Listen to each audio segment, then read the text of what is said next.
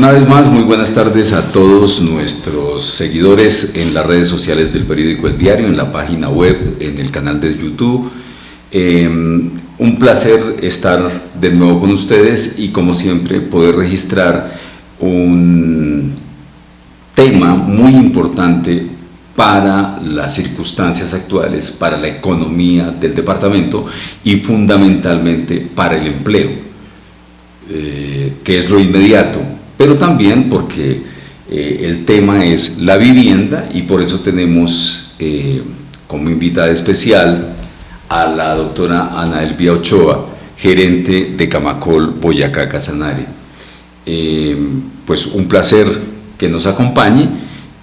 Uno de los sectores, de los primeros sectores que el gobierno nacional dijo que había que reactivar era la construcción, desde hace 15, 20 días. Entonces, pues nada mejor que invitar a la gerente del gremio en el departamento, en esta región de Colombia, para analizar lo que está pasando. Gerente, bienvenida, muy buenas tardes, muchas gracias por aceptar la invitación. Pedro Esaú, muchas gracias, sí, muy importante estar acá. Un saludo también para todas las personas que siguen a El Diario a través de sus redes sociales. Y pues sí, con muchas expectativas respecto a cómo se va a comportar el tema de la construcción. Desde el 27 de abril, como lo mencionabas tú, se dio como la directriz del gobierno nacional, pues que básicamente por la mano de obra que genera el sector, era importante reactivar, y en ese proceso estamos haciendo mediciones permanentes en los municipios de Boyacá.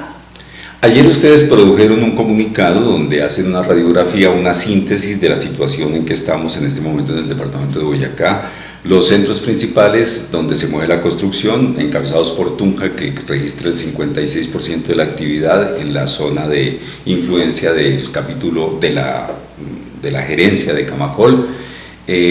Obviamente están Duitama, Sogamoso, Chiquinquirá, Paipa. ¿Yopal está?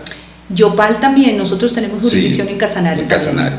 Entonces, pues es una zona muy importante, y ustedes pues hacen una serie de observaciones en el comunicado, diciendo fundamentalmente que pues esperan mucha más cooperación y mucha más interacción con las autoridades para lograr reactivar. Ustedes están afirmando que están en el 42% de la reactivación de los proyectos que quedaron parados, pero por favor cuéntenos, hagamos una síntesis de cómo está en este momento, a partir del contenido del comunicado, que ya lo divulgamos, cómo están las cosas en este momento. Pues bueno, Boyacá ha sido un tema, digamos, una región con unas circunstancias como especiales en el contexto nacional, porque pues hay regiones que tienen unos avances ya de reinicio de actividades del 70, del 80%. Aquí los alcaldes pues han, digamos que, adaptado esas directrices nacionales de acuerdo como a condiciones muy locales, y ha hecho que las tres ciudades se diferencien, tengan diferencias bien notorias. Y en el caso, por ejemplo, de Duitama, la alcaldesa de Duitama no exigió aval previo de los protocolos, que así estaba contemplado inicialmente en las directrices del gobierno. Ella lo que hizo fue recibir, pues digamos, la documentación y programar de una vez las visitas a las obras, y en esas visitas iniciales dieron como recomendaciones, ajustes, y eso hizo pues que en Duitama fuera la ciudad que tuviera como el arranque más rápido. En el caso de Sogamoso, pues el señor alcalde también dispuso como unos requisitos especiales para los registros de los protocolos de bioseguridad, y algunas exigencias pues que hicieron que el tema no fluyera tan rápido inicialmente, como por ejemplo exigir que las ARLs tienen que dar un aval previo, y ellos, pero bueno, recibieron la información, han hecho visitas, han hecho algunas recomendaciones. Allí tenemos algunas, digamos, inquietudes por parte de los constructores con relación a unas pruebas COVID rápidas, esos test rápidos para para cuando las empresas tienen más de 10 trabajadores y se están exigiendo cada 15 días. Entonces, este es un tema del que podemos hablar ahora más adelante, porque hay pues como cuestionamientos sobre la validez de las pruebas, cómo hacerlas, todo esto. Y en el caso de Tunja, pues el señor alcalde fue muy enfático, incluso desde antes que saliera como la directriz del gobierno, que él iba a ser muy riguroso con la autorización de los sectores, no solamente de la construcción, sino en general de todos los sectores, pues porque quería mantener a Tunja en los niveles que se han venido presentando de muy bajos casos de contagio.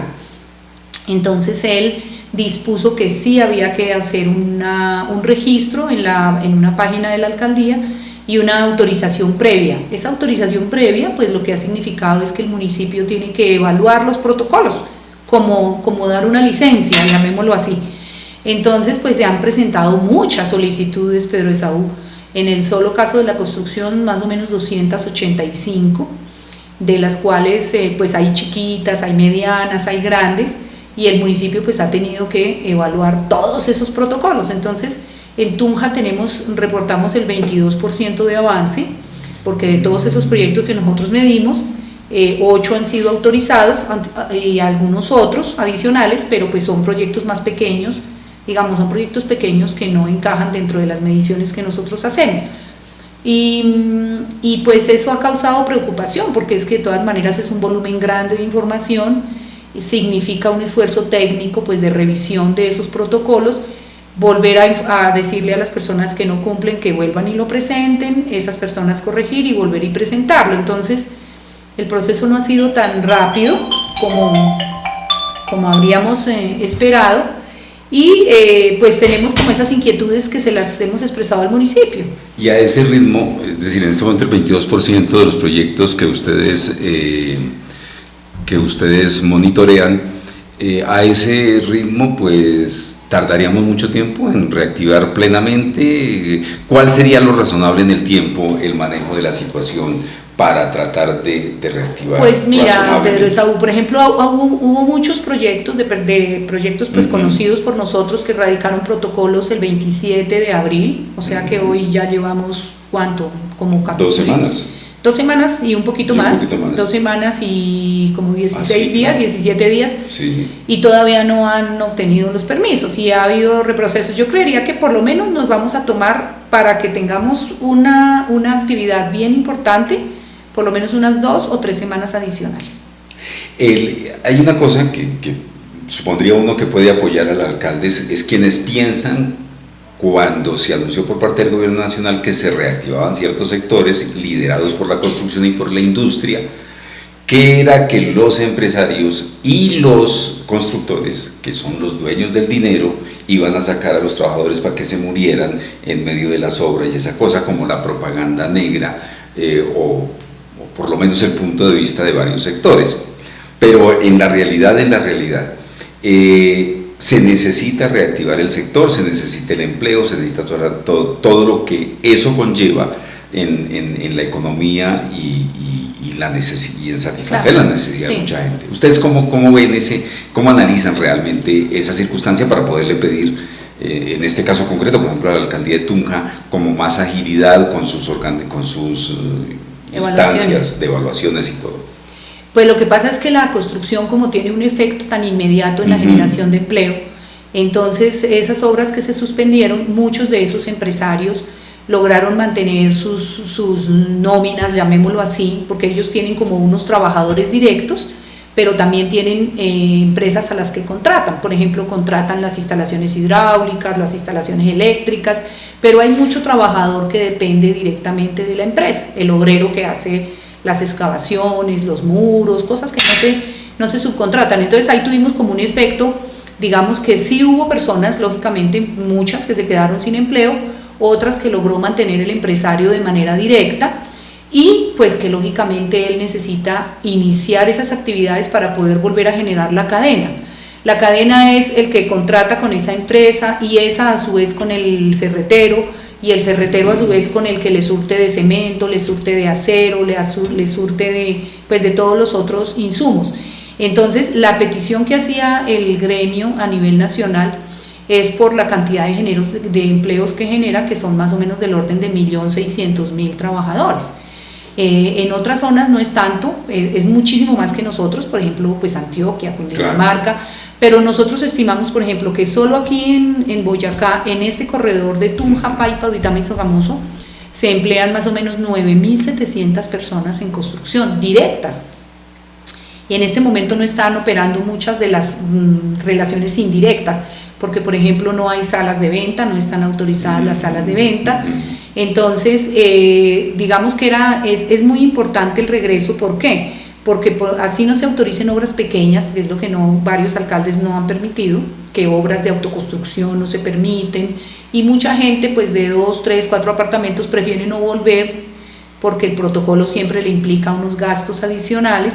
Estimamos que si todas estas obras se pusieran digamos, se autorizaran y empezaran a trabajar, no llegaríamos a los 9.700 trabajos, pero sí estaríamos generando más o menos 7.000 empleos entre las que tres en esta ciudades. circunstancia es esencial, diría uno, desde el punto de Pero vista claro, del empleo. es que en el departamento, fíjate que a nivel del departamento, la construcción ya ocupa el 4º lugar en el renglón de la economía.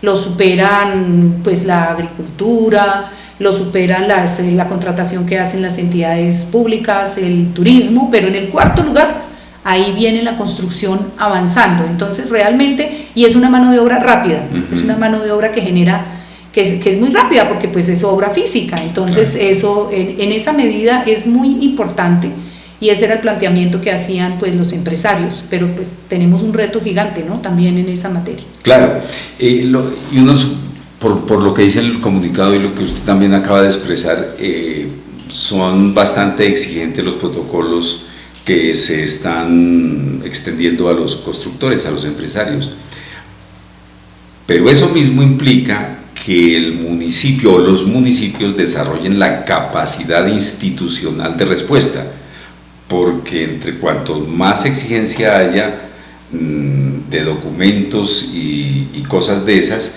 pues el personal que evalúa eso debe ser competente, rápido, dinámico. ¿Cómo estamos en eso? Yo no sé si particularmente o en general. Pues digamos que los municipios tuvieron tiempo para prepararse, porque desde mucho antes, como unos 15 días antes de que el sector realmente entrara en actividades, el gobierno ya había manifestado en diferentes escenarios que estaba analizando la posibilidad de que el sector volviera. Nosotros tenemos una ventaja, y es que adoptamos un protocolo que fue la base. Camacol Nacional elaboró un protocolo que fue la base para que se expidiera la resolución específica que reguló el sector de la construcción, y se generaron guías para cómo elaborar el protocolo, y se hizo, es que tienen muchos puntos, tiene 275 puntos el protocolo. Sin embargo, pues para unas obras más pequeñas se vuelve difícil. Entonces lo que nosotros pensamos es que los municipios sí tuvieron, digamos, por lo menos 1 o 2 semanas para hacer los arreglos que tuviesen que hacer para poder autorizar esos protocolos. Entendemos que no había pues mucho conocimiento del tema, porque pues esto es una situación que nos ha cogido a todos fuera de base, y los constructores también han luchado con los protocolos, porque formularlos ha sido un proceso pues de mucha asesoría, de orientación. Los municipios, digamos que yo pienso que el tema los ha sobrepasado un poco, y es entendible. Claro. Es entendible porque además, por ejemplo, en los casos como Tunja o Sogamoso, pusieron a registrar a todas las personas en la alcaldía, y pues era lógico que si llegaban 1000 solicitudes o 280 de construcción, por más que se conformara y se organizara técnicamente, no iban a poder cumplir en los tiempos. Sin embargo, pues yo creería que eso tiene que ir afinándose. Claro, eso se tiene que ir afinando, porque ya se surtieron. Pero se nota que están afinando, se nota que están agilizando. Pues creemos que en Tunja, sí, pues digamos que tuvimos 2 semanas como muertas, como que no hubo ninguna respuesta. Hubo unas mesas de trabajo con el municipio, y el mismo municipio dijo: no, yo no puedo evaluar a grandes y a chiquitos bajo la misma lupa, porque pues los chiquitos nunca me van a cumplir con eso. Entonces tuvo una decisión que me pareció acertada, que fue poner como unos puntos del protocolo que eran innegociables, 25 puntos más o menos, y dijo: estos me los tienen que cumplir, inamovibles, y eso ha facilitado pues como un poco la forma de evaluación. Y fijó como unos requisitos para las empresas medianas y uno para las empresas grandes, y me parece que eso es lo que ha permitido que hasta el momento pues se hayan evaluado en total como unos 20 protocolos. Lo que creemos es que pues ese proceso se tiene que mejorar todavía pues más, y permita que todos esos que ya se notificaron que no cumplían pues el municipio ya tenga más experticia en revisar los protocolos, claro, y pueda evacuarlos de manera más rápida. Si no pasa nada extraordinario y volvemos a extremar las medidas, ¿en cuánto tiempo aspiran a que alcancemos que 70-80% de reactivación de los proyectos en el caso de Tunja? Pues así como yo te mencionaba hace un ratico, yo creería que en unas 2 semanas el municipio tendría que haber dado como evaluación a todos estos protocolos, y viene una parte importante que es también ya el seguimiento a los protocolos, que también ya hay que verificar en sitio que las empresas los estén cumpliendo, porque pues en eso sí hemos sido claros, tanto el municipio como Camacol, pues que tiene que haber una responsabilidad total de los empresarios en cumplirlos. Entonces también ese grupo que tienen para evaluar pues virará un poco hacia el grupo de seguimiento, y bueno, iremos afinando como las cosas a medida que pasan los días. Claro.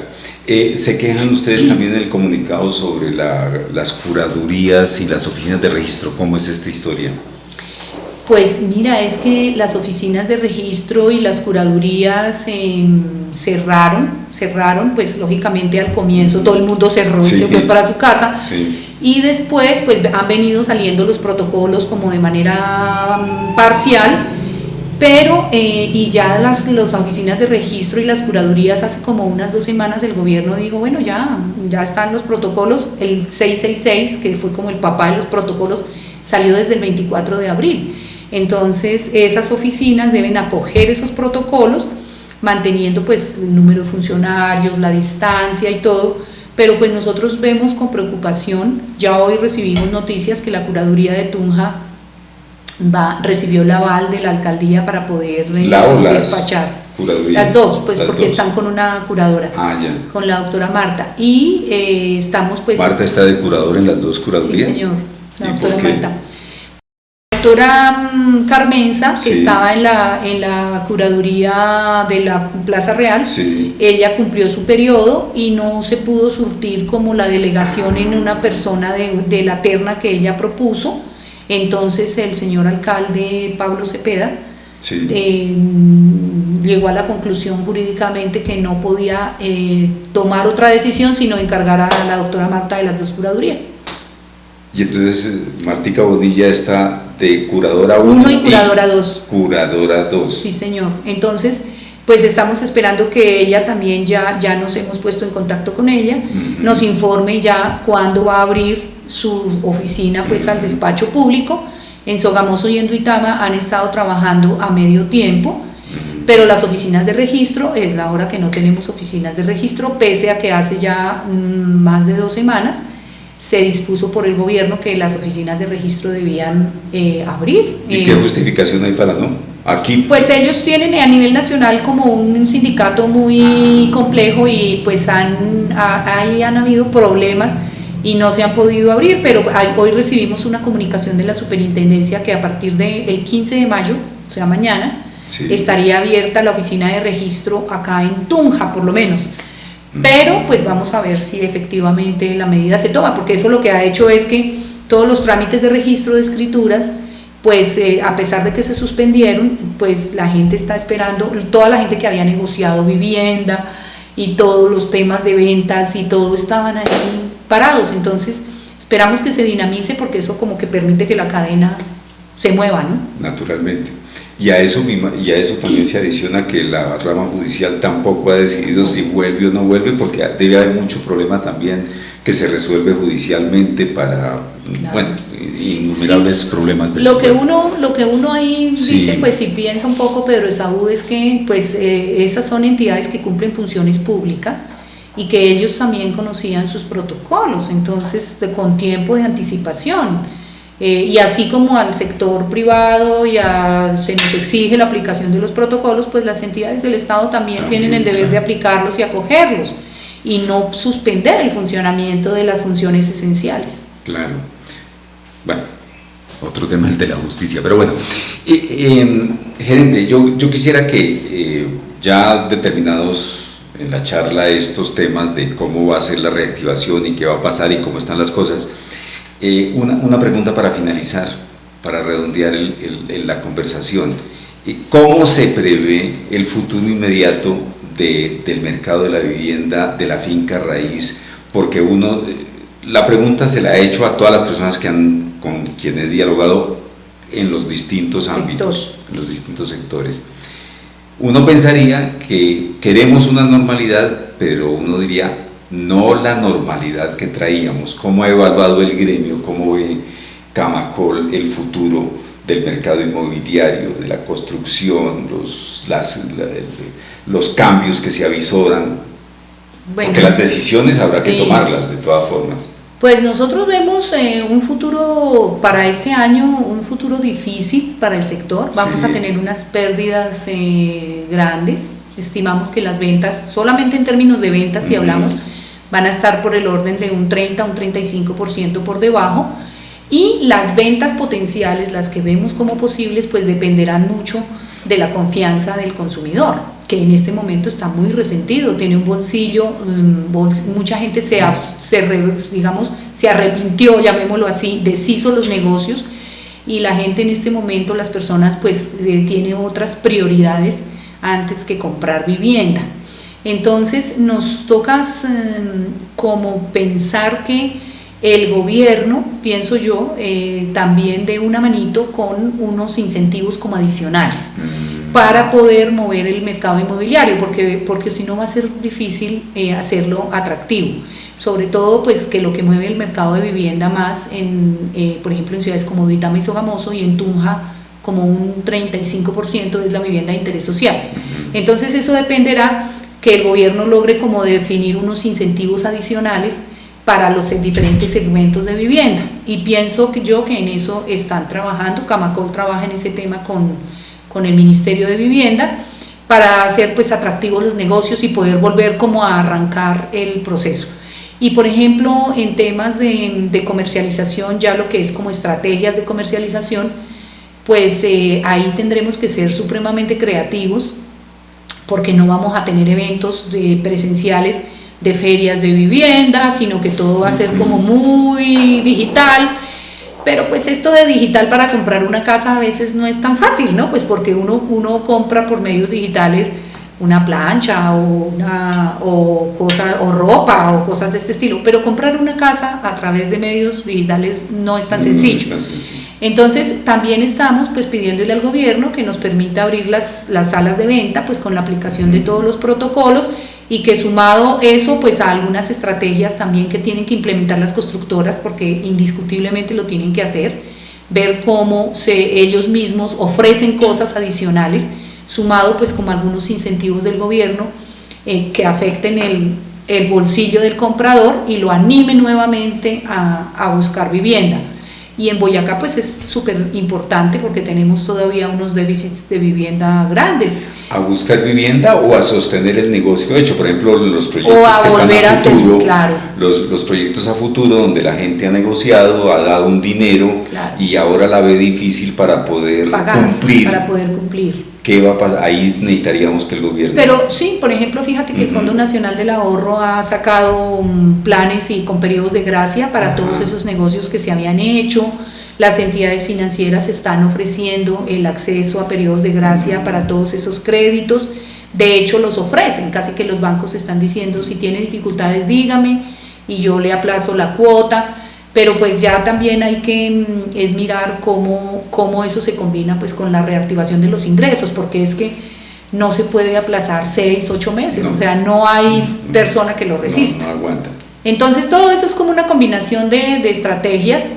Creemos también, Pedro Esaú, que es muy importante el rol que puede ejercer el gobierno departamental y municipal en esto, porque si los municipios y el departamento deciden invertir en vivienda, e invertir directamente con recursos del Estado en vivienda, pues jalona también los ingresos y la economía y ofrece una vivienda a precios muy cómodos a través de los subsidios y de paso pues reactiva la mano de obra. Entonces eso es lo que también le hemos pedido al gobierno departamental, no sea tan tímido en las metas, ¿sí? No sea tan tímido en las metas, más bien pues busque formas de hacer alianzas y poder construir más vivienda, que eso inmediatamente genera actividad.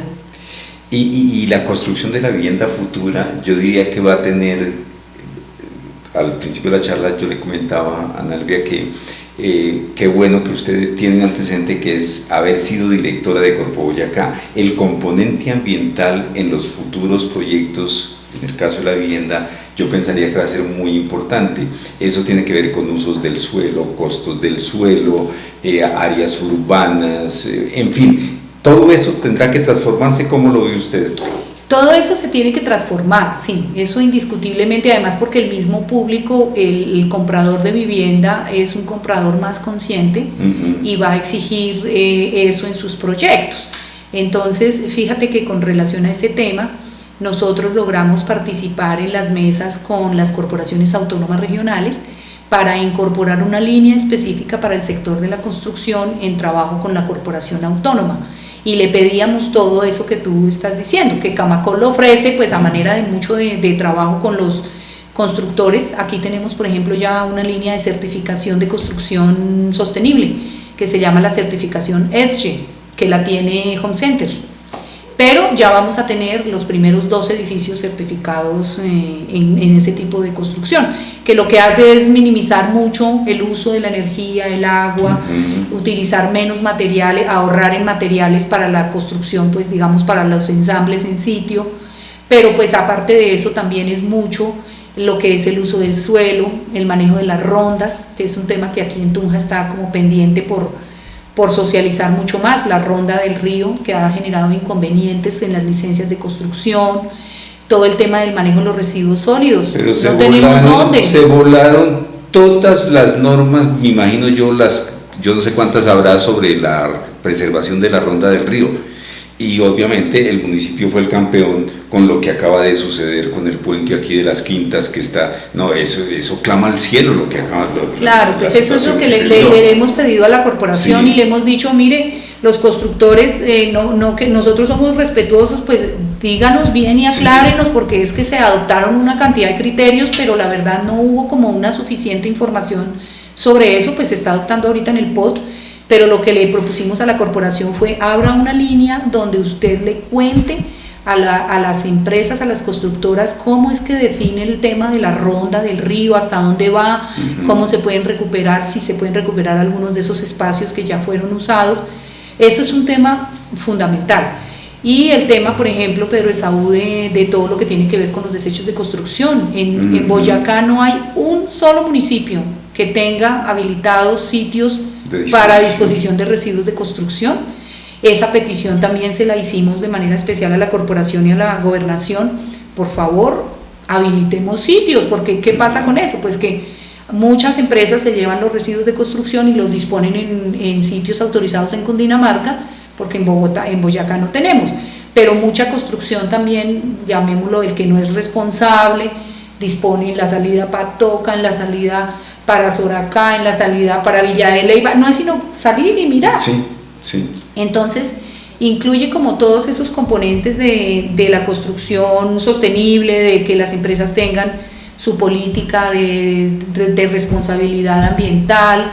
Incluso le propusimos también a la corporación que pudiéramos definir unos sitios en Duitama, en Tunja, en Paipa, en Sogamoso, donde los constructores pudieran adelantar alguna labor de recuperación de zonas para vincularnos.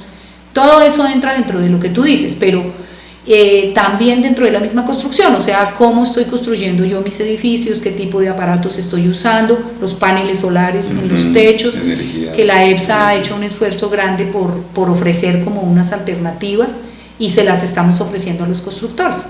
Ese es un trabajo que venimos haciendo con EPSA, de decirles, mire, piense en el techo de su edificio de una manera diferente y utilice los paneles para bajar consumos de energía. Y no solamente los espacios que sean posibles usar para paneles y cosas de esas, sí. ¿No? En el campo y en la ciudad. Eso también todo se está usando mucho. Lo que pasa es que los edificios siempre requieren pues ajustes en su estructura para soportar esos paneles, porque tienen unas condiciones específicas. Pues gerente, yo quisiera que pudiéramos seguir hablando, pero el tiempo no lo permite, sobre todo la consideración de quienes nos siguen. Muy largas las charlas a veces, pero bueno, los temas son muy buenos. Convengamos en que volvemos a tratar el tema. Yo quisiera tratar un próximo tema, es el tema de después de esta crisis, ¿qué va a pasar con la disponibilidad de espacio? Estábamos acostumbrados a que vivienda de interés social mínima, como pasó aquí en Tunja, con 24 metros o con 36 metros, que eso es una calamidad, pero también se ponen de moda los famosos apartaestudios de los mismos 24 metros a precios escandalosos, el precio del suelo, todas esas cosas. Ojalá volvamos a hablar de eso. Claro, Ana Elvia, muchas gracias sí, por estar aquí. Bueno, muy pues amable. gracias por la oportunidad.